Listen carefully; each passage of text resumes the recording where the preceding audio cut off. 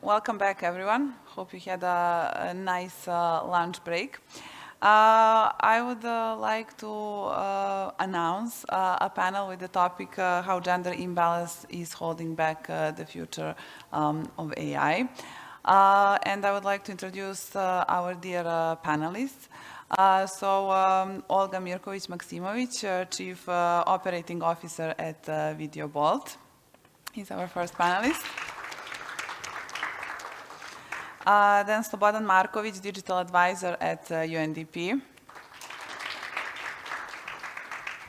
And Jovana Petrovic, Game Ad Designer at Play Studios Europe, and also, yes.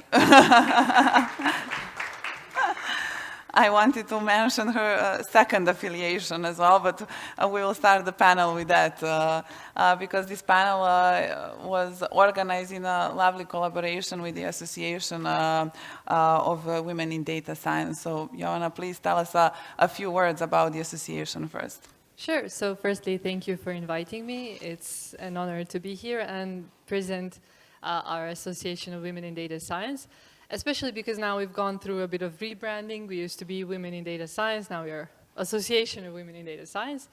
Nothing has changed in terms of how we operate and what our goals are, which is basically trying to get as many women to participate in data science in all sorts of applications and the data science itself. So what we do is basically organize panels like this. We organize little conferences and mentorship programs. They're mostly aimed at high schoolers, high school girls, and then also girls that are at uni level or even business women that would like to cooperate more and make a good network of data scientists in Serbia and as well all related fields. So we have a history of organizing such events, and hopefully with the new rebranding we'll get even more attention and a bit more clout, so we can make even better things for the next year. So I'm sure you will, and I invite everyone here to follow what the association is doing and hopefully participate in one of the events. Sure. At the moment, so this is a bit of like doing a self-commercial, but at the moment we have opened our volunteer spots, so if anybody would like to join us, we are a completely non-profit organization and we would love to have as many people joining us as possible. So.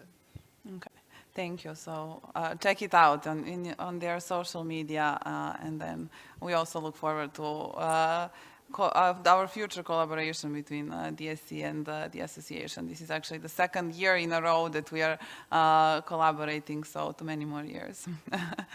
Okay, so I would like to start the panel with a bit of a general question to all three of you about what are the most significant ways gender imbalance manifests in AI development, and how does that affect the technology that is being developed?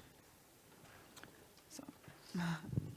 Okay, I will give one example. Maybe it is the best to speak from that point. Like voice assistant, when all the companies start with voice assistant, most of the default voices were women voices, without any question. If you need the assistant, you need voice assistant, and that is really extremely stereotypical because that voices sound on one way. It's very like self-served, it's very playful, and even if you insult and like really some kind of statistic sentence give to that voice assistant, it will really joyful answer to you with lots of humor. And this is like huge, you feed the stereotype with this kind of behavior. And after really huge pressure from the public, then they start to change the things and to rethink again and again what is good, what is not good in all these assets and the way they feed the algorithm and all other stuff. But what is the main problem? or any kind of other type of, voice, yes. And only after that they start changing things. The main problem is that they even didn't see that as a problem. Like here, most of the people in public are women, because question of women is not question of men. And most of the men create algorithm. So this is the problem. And we need to rethink it all over again. The women are really underrepresented in all of the teams in technology. I'm a mathematician and with PhD, and I work with only men, without any women, for lots of years. It's not a problem for me. I'm really cool with that, and I have really great guys around me.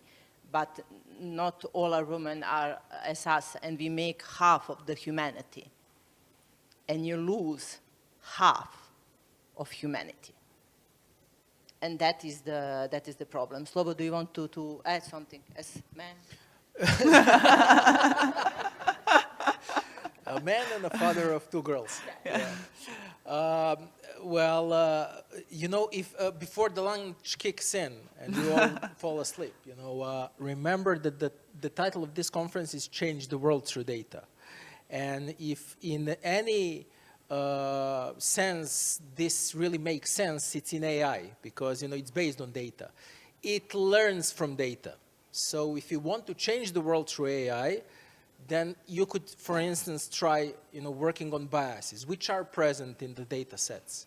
So if we don't want to perpetuate the patterns which are present in data sets and help change the world, because, you know, these data sets will increasingly, and these models will increasingly influence our daily lives in many visible and invisible ways, that's the way to go. So, you know, this gender imbalance was visible before, for instance, in the first half of 2023, when we saw the first visual models and large language models in, for instance, generating images. You know, you ask, you know, generate me the image of like engineer or a doctor, and you would see men. So, I mean, that changed, and it changed a lot over the past few years, but it wasn't there at the beginning. So it changed, and it changed through data. So paying attention to these biases is really important. I'm a big proponent, for instance, of Serbian language technologies, for the precise same reason, but in other areas. You know, for Serbian culture and language, what is not in the data, you won't see it in the model. So, I mean, you know, Serbian history or Serbian culture and linguistic diversity. But when I was promoting one of the data sets that was made by a member of a community, I got a question like, did anyone focus on the gender biases in the data set? And I said no, because, you know, the resources for dealing with Serbian language, for instance, are really scarce, and it was done by a community member. So this is another area where I would like to invite you, and it's also related to data. It's to focus, for instance, on Serbian data sets and gender disparity in those data sets. This is a good area for exploration. But I'm sure that Jovana will have more examples of why it's important to be more diverse in the area of AI. Yeah, sure. Some of the examples, apart from what you guys said, are connected to facial recognition systems, which have issues when it's women that they are supposed to be recognizing, or ethnical groups of different kinds. So all underrepresented people in the data sets that these programs use to learn. So that's one of the issues. And then one big issue that I think is very important is all AI that has to do with healthcare really is missing all the important data for women healthcare. And we know, especially here in Serbia, how women healthcare is ignored a lot. So we do need to focus on such data sets and make them better so that the AI learning can be better, and then all these things can be better for women and other underrepresented groups, so not just women. And then natural language processing systems as well that use mostly historical data sets. Here in those sets you get those biases where, for example, and this is a very generic example, but one that we all know, where different professions are thought to be more manly, so like engineers, doctors, stuff like that. And then like these stay-at-home wives and stuff like that, that is more connected to women. So this is being perpetuated inside this data. And then as we talked before the panel, this is an issue of it being a cycle. So let's say your AI is making your hiring system, and people who are making these AI-based hiring systems are, let's say, completely men-made teams. So you basically hire new people with the bias of this AI being made by men. So you hire more men that make these systems, and then you hire more men. So it's basically a never-ending cycle, which has to be broken, because when it becomes so intertwined in society, it's very difficult to break it then. So now that we are making these changes, this is the time to take care of such biases. Yeah, thank you. Yeah, Sloba has something to add. Yeah, or for instance, we spoke about that earlier, pay disparities as well. Yeah. So I mean, if you're using an AI system to recommend pay grades, it will probably perpetuate this gap in pay grade, which does exist, for instance, in ICT, even in Serbia. But I wanted to also emphasize the importance of having diverse teams that work on these technologies, because I mean, it's not a thing against men per se. It's just the fact of lived experience. You know, like you have one lived experience and someone else has another lived experience. Mm-hmm. And it's important to have this kind of diversity, among other things, because 50% of population is women. And you risk, basically, creating products which do not cater to like 50% of your, like, any target population, practically. So you end up with the products that, don't account for women's needs. And this is also a thing which I think is important. We get better products when we have these kinds of diverse perspectives in teams.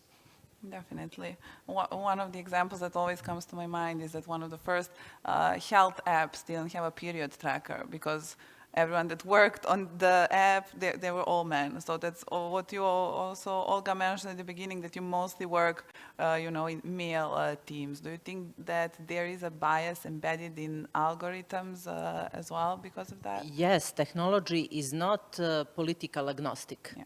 When we build technology, we build in it our knowledge, our values, and our data sets. And they're all part of all we know. Yeah. And there is really a lot of scientific research from, for example, examples in Google Translate, how that service connect more men with any kind of STEM or technology biases similar. It's not like we think it is. It is. And there are lots of lots of data about it. It's just a question if you wanted to look it or not. So we need from both sides also to think and rethink about all the stereotypes and all the bias, and always look to the data, not to think, okay, I'm finished now, these are the results, and it will be what will be. Yeah. Nothing like that. Even Amazon, a couple of years ago, must stop one extremely big AI project for human resources because of the bias in hiring process, and it was really hard to find where was the mistake.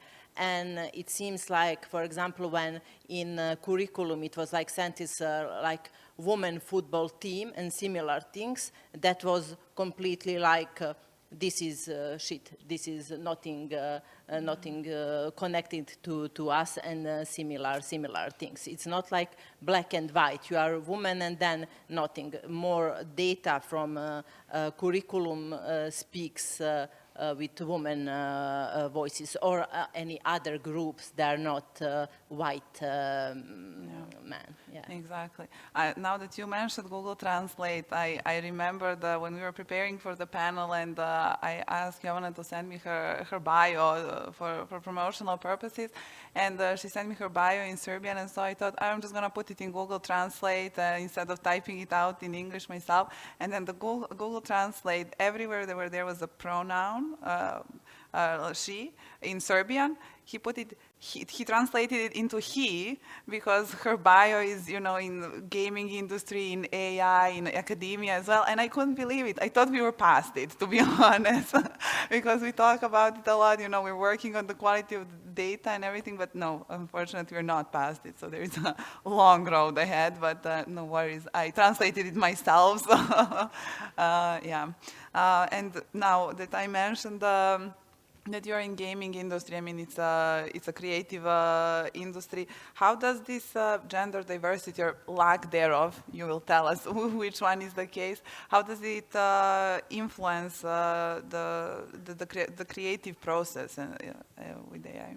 So it turns out that the more heterogeneous your team is, the better the product will be, because of the lived experience where we share it, we have more diverse ideas, creativity levels are higher because you have all these different people who've gone through all these different life experiences that can bring more to the table. But not only that, when planning the product, if you don't include women users, which we do have, they may be underrepresented but in gaming, but not so much anymore.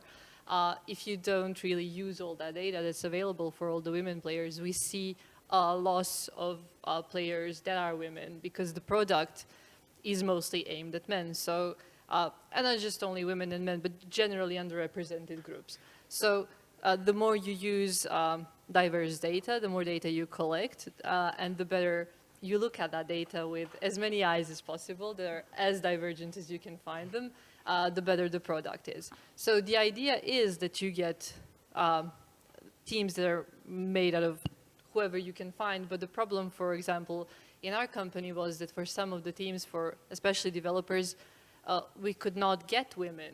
So we did not get any applicants, or they were so far and few between that we just, even when we wanted to, we couldn't find them. So that means that the problem stems from, well, much earlier on, before we start at our professional careers. So what we did with our Women in Data Science last year, we tried aiming at high schoolers and making programs and mentorship programs for girls in high schools. And then the same thing happened. We had more applicants who were boys than girls. So it goes even beyond that. So it's it goes from toddler level, where we start introducing these biases that are then perpetuated through our educational system in primary school, in high school, university, and then finally we get to these biased hiring systems and then give you fully male teams. So yeah, creativity levels definitely go down if you don't have as many diverse groups represented in your teams as possible. Yeah, agreed. So these are all our opinions and experiences, but UNDP recently did a research project about women in STEM. So Slobodan, if you can share with us the findings and what are some next steps with that. Yeah, I'm a member of our accelerator lab, and it sounds techy. It sounds like it's like a startup accelerator. But we actually, it's an R&D department of UNDP, which is a development agency. And why do we need an R&D department? Because there are some problems like climate change, like depopulation, like women in STEM, which are not you cannot solve them with a project, single project, or you cannot, it's perhaps not solvable at all. I mean, you cannot agree on, when we have solved depopulation in Serbia. Is it when we have 2 million more people or something else? So, so this is why for these kind of classes of wicked problems, we need new approaches. And this is why we have the lab. So the lab decided to tackle the problem of women in STEM but not, get satisfied with just, superficial statistics. So this is why we wanted to go deeper. And we actually did collaborate with women in data science at that moment. And we do collaborate with partners. And we want to go deeper and work with industry to understand the culture, to understand the drivers, to understand how best to actually, pinpoint points where we can, make effort to drive change and make it in coordination with a bigger community, with a wider community, because it's obvious as well that not only UNDP, but a lot of us have to go and do something to change things. So on our part, we did this study, which is public on our website. The website is lab.undp.org.rs. And you will see the Women in STEM section with the complete study. And it shows a lot of things, but the most striking one is, of course, this illustration of this phenomenon known as the leaky pipeline, where the first thing that struck me is that you have around 30% of girls who enroll in ICT topics at Serbian universities. So you already lost 20%. so 30%. And then by the end of schooling, so you have in the ICT workforce around 23%. So you lost some. And then when you take a look at the C-level positions, you see that it's less than 10% of women. Have you seen a woman VC? Yeah. Or I don't know, at C-level positions? That's true. Sorry to interrupt. We always struggle when we're organizing a conference and we want, our keynotes to be equally representing, female and males, and we really sit down and spend a lot of time researching, and it's always a so tough task. You see that this pipeline is leaking, and we've been doing a lot of deep dives to a scan of what the practices of Serbian companies. We also did journey mappings of women in critical points in their career, for instance, trying to shift from other careers to ICT, or young students wanting to pursue career in IT. So you can find on our website these journey maps as well. And we discovered, of course, that the factors are multiple. The lack of role models. You cannot be what you cannot see. These stereotypes, it's not for the girls. It's the engineering is not for girls. And also these systemic problems. For instance, the fact that most workplaces are not adjusted to women's needs. And it's a boys' club, So, for instance, informal hanging outs are in the evening hours or during weekends, or for instance, they just don't respect the need of women to be, for instance, with the kids, or they cannot take education because they don't have spare time in comparison to men. So you have a lot of these drivers which bring us to the leaky pipeline phenomenon, and we have to address all of them at multiple levels. As Jovana mentioned, it starts from really the early age. So this is, I'm a fan of what Zoya Kukic is doing with trying to motivate girls to really at the youngest age to tell them you can do this. It's not just for the boys. Yeah, you can do it, and science is cool. She has a really great project. And Olga, you were also part of this research project. What are your thoughts about what are the biggest barriers for young women entering this field? Yeah, there is really a lot of zillion of small things. But for example, most of you works in some teams, and there's some kind of team building, and most of these team buildings are just team buildings for men. Let's play football. Okay, there is IT league in football, and I don't know what else, but there is no in basketball, or I don't know, ice skating or whatever you like, or whenever you go, there is like boys club, men's club, and you do not fit it, and it's hard. And then sometimes even they say, okay, but if you go to conference, you need like one bedroom because you're a woman and you cannot share room with men, so the expenses are going extremely high. Yes, if you are the only one. But that is like zillion of the problems, or like very stupid problem, but it really annoying the woman 10 times per day if the toilets and all other equipment are not suitable for them. Are not okay for them. They not feel good when they need to go to toilet. It sounds stupid, but when you come to work every day, it really frustrates you. And at the end of the day, you choose another work because it suits you perfectly. And that's the just small part of the problem. I have two kids, a girl and a boy, and what I see from the primary school and high school is that most of the activity, especially in primary school and high school, which are connected to STEM and technology, are completely focused on boys' interests. And that is problematic. With the same equipment of any kind of electricity, battery, wires, and other things, you can create, I don't know, sparkle, I don't know, cars, or any kind of, I don't know, jewelry or whatever, and you can create a car. But the demand is always, let's create a car.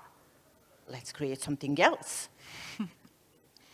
Which fit our need, and it's all possible to create. Just the problem is that we are in the loop, and not no one, but lots of people do not see bias at all, and it's not like it's somebody's fault. It's just let's rethink again and again. Just open any book from, I don't know how that, like informatic, digital science, or technology, osnovno tehničko obrazovanje, I don't know even how to translate it. Technical sciences, yeah. Open that books and find an example to create something which is inspiring for women. Just one. Yeah. That is the problem. And then they see this is like not motivating me, and I will give up. There is lots of zillions of other things that I can do. I'm smart enough, clever enough, I'm educated, whatever. Yeah. That's the part of the problem. Yeah. Yeah, agreed.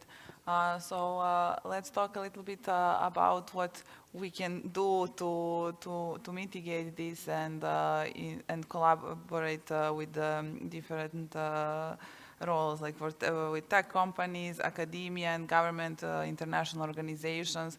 What do you think are some steps that should be taken? So we realized that we really have to do something. So at least our association was like, okay, things are not great, but let's take some responsibility and try to change that. So the lack of role models, we're trying to work on that and be those role models because there aren't any. But also trying to educate people who will educate other people. So make programs that will be educational for primary school teachers, for secondary school teachers, at university levels as well, so that we kind of help these people understand the current situation and how they can improve it. Because if you really go and talk to all these people, they're not shut down to all these ideas, it's just that nobody's really working on them. So we're trying to do that from our volunteer side of things, but also tech companies could do a lot on their side. They could offer scholarships for girls and women. They could make their places more women-friendly. They could make their hiring processes be better and be more diverse. And also, of course, when you go to the higher level, which is the state level, you can have laws that would actually make it so that the tech companies are motivated to have more women joining them like something that's very appealing to them, which is tax reduction if you have teams that are diverse and things like that. So we should go to all levels. So educational level, which is extremely important, where you have the kids being aware of what's out there, what's possible, being yourself a good role model. So not all of us love to give presentations, go to schools, but there is a way you can help.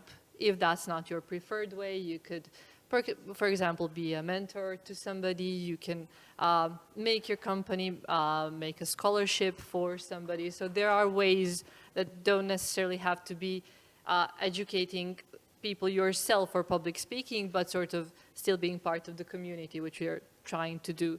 So we're trying to encompass all these things, which is pretty difficult, to be honest. For example, we have all of our activities are completely free, and we've seen something a bit crazy, which is people tend not to go to events that are free.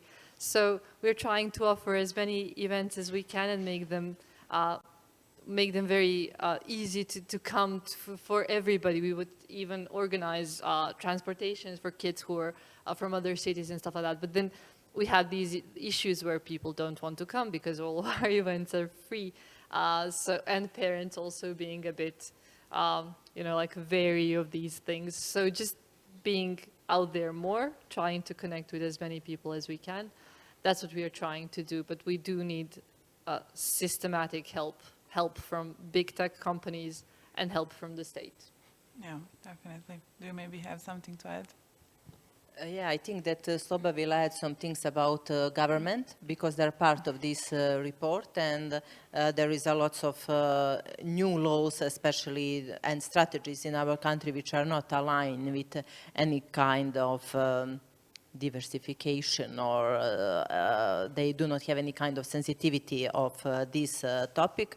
But the point is that every one of us can do a lot of things in everyday life to help this topic. First of all, when we come back to work, we can always include women voices in any decision. No one stop you to come to any kind of woman and ask her, what do you think about this, and how you see this data set, and what is your experience about this? No one can stop you to do that, really. No. It's just up to us. Also, I can give you one example from my private life. Son is third grade of primary school, and they have this kind of, I don't know, digital world classes, and the teacher said that she do not know nothing about it, and she is really, and ask parents, can you, I don't know, help me somehow? And 4 of us was volunteers, like 3 women and 1 father, and it was really excellent, because we saw the reaction for the class. Oh, it's not just father, there are women here, and they will speak us, I don't know, about what were the topics, from how to search to presentation, cybersecurity, different kinds of topics, but it really gives a completely different perspective, and these are like role models. And this is really very, very important for all these kids to see that everything is possible. What you want, you can get it, just to have some kind of inspiration. So it's like in everyday life we really can do. It's step-by-step process, but it is possible to make change. Yeah. And I think that, to reiterate, it's not a thing that a single, company can solve, or even government, Yeah. I mean, despite everything, I mean, the government has only limited means of influence, and they're often not that popular. But this is a cultural shift that we need, and this change happens slowly, and it takes a lot of time to get there. But, first it's important to realize, that in some areas we have problems, and just start thinking why, Just look around us and say, okay, let's see our company, okay, we have 3 girls. Why? We don't have women on our board. Why? I mean, I'm not saying that, you should enact a policy which says, by the next year we will have 50-50. Just ask yourself why, and work your way back, Maybe it's the recruiting, maybe it's the work culture, maybe it's, just try to figure out, and this is the way how things are changed. So, I mean, we all have to work hard, and Jovana mentioned a lot of things that they are doing. I mean, it's all voluntary, and there's a lot more things to be done. I also mentioned these things, for instance, with biases in data sets for Serbian language. So I mean, no one's dealing with that because there's no finance. No one thought that it would be a good project for a master's thesis or doctor thesis. So I mean, there's your idea. Yeah. I mean, so there's a lot of work on many levels. So we really need to do a lot. For our part, we're trying to dig deeper and work with the community and support the community. And we also, what we're working currently on is on these practical things that companies can do, especially companies in the IT. It's not like a checklist, it's just a list of ideas that, for instance, you could read and then think, whether it's relevant for your company, whether we could do something about it. And of course, remember that the role of women in computer history changed. Way back in the early days, the women were not that uncommon. You have from Ada Lovelace or Grace Hopper, one of the first programmers, to Margaret Hamilton, who led a team that developed a code for the Apollo program. All until the 80s, that was the situation was better. And then it changed due to the microcomputer revolution, which, had those poster boys with computers. And, the hackers movie and everything, it gradually became a boys' club. But we need to be aware of that history and try to change it, among other things, through data. Yes, of course, we come back to that slogan a lot. We're slowly coming to the end of the panel. I wanted to ask if someone from the audience maybe has a question for our panelists. Okay, maybe at the coffee break later. Oh, yeah. Can we just get the mic, please? I'm just curious to hear what is your opinion on why is no more women in CEO positions, in C-level positions. Is that because of some kind of trade-off between, I don't know, motherhood, kids, and job, or we need to relax some company culture, or change company culture regarding that, or change culture in country? So also we can assume that after hours, husband needs to go to be with the children, right, in the evening, not just wife. Yeah, I will give you one example. I'm on the C-level position from corporation to startup for many years now, and I see really lots of different things. It's not easy to solve. It's not like silver bullet that you can hit and make a solution. I'm far away from the fan to say you must have one woman on C position in parliament or whatever. I do not think that's the right way. But what is extremely important for all the women is how we educate, first of all, our sons. Because all the unpaid jobs in housekeeping and children care are men's and women's job. It's not a mother's job. It's a job for both of us. And if a baby is sick, someone needs to stay at home. We have, for example, a problem when Mila was small, she was sick, and I need to go to some conference, and my husband wants to stay at home with her, and the doctor refused to give him sick leave. And it finished like, where is her mother? She is at work. What is your problem, for God's sake? And it was not one time. like I think I'm on some kind of red list of every hospital here in Serbia. But it seems very strange. But for example, when it comes to some kind of problem in school, is usually they said, let your mother come to the school. Why mother? There is two, or usually two parents. It's gradually changed. It's not the same, but this kind of pressure that you are not a good mother if you are not all the time with your kids is extremely huge especially in Balkan.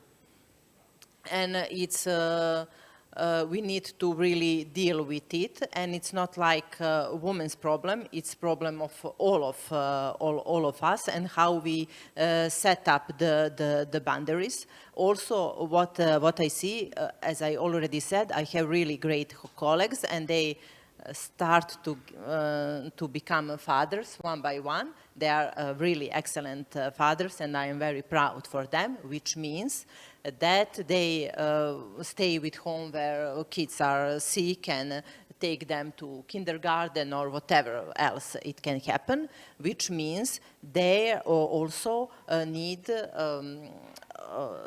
time for all of that. And in one period when lots of them were in that position, it was like our CEO was freaking out because he said, if you come to me and said that we will have one more child in the company, I will kill you, literally kill you.